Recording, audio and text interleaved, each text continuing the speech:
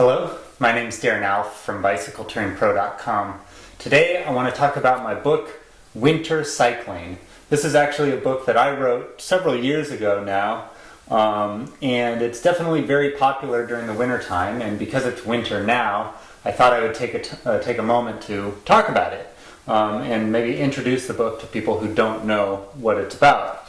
The book is called Winter Cycling, The Definitive Guide to Cold Weather Winter Bike Rides. And like the title suggests, it's about riding your bike during the winter time. In the book I described that there are three different types of winter cycling. There is cold weather winter cycling, where you're simply imagine yourself in California. It's cold, but it's not freezing. That's one type of winter cycling. There's another type of winter cycling where it is freezing, but there might not be ice or snow on the ground. That's the second type of winter cycling discussed in the book. And then finally there's snow, ice, hail, that kind of winter cycling as well, much more extreme.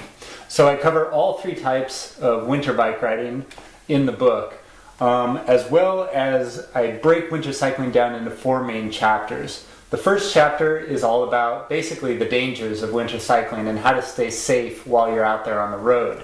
Hypothermia, frostbite, all that kind of thing I talk about in the book and how to prevent it. I talk about layering, the types of clothing that you might wear during the winter time, and the fabrics that are used in winter cycling gear. So I talk about all of that kind of stuff in the first chapter of the book. The second chapter is all about your bicycle, equipping your bike, the tires you might use, the type of bike you might use.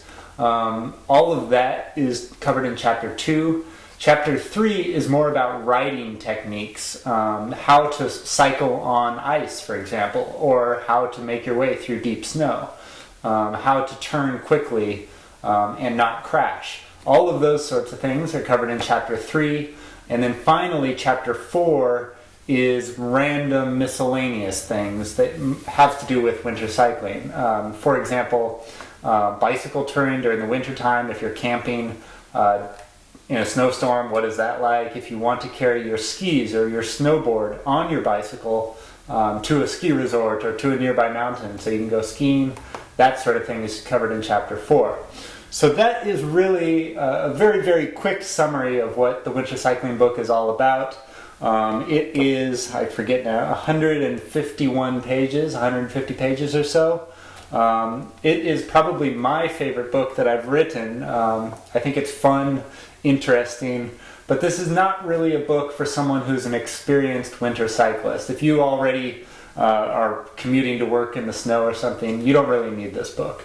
But this book is really written for the beginner, somebody that's totally new to winter cycling and wants to be safe while they're out there on the road.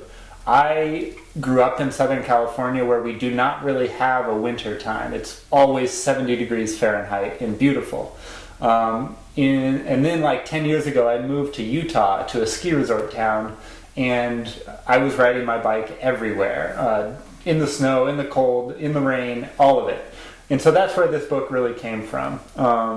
Everything I learned during the last 10 years about biking in the snow, and I've used these techniques all around the world since then to conduct bike tours in freezing cold conditions in Ukraine, Slovakia, South America, Iceland, etc., etc. So 10 years of experience with winter cycling in dozens of different countries all around the world. It's really a great book if you're a beginner to winter cycling. To learn more or to pick up your own copy, go to wintercyclingbook.com. That's www.wintercyclingbook.com. I'm Darren Alf from BicycleTouringPro.com. Thanks for watching. Bye-bye. By chance, we've happened to catch up with a guy called Darren Alf, who runs BicycleTouringPro.com, which is a really good resource for touring all around the world. He's got a ton of info on there, and he's really well known within the touring community.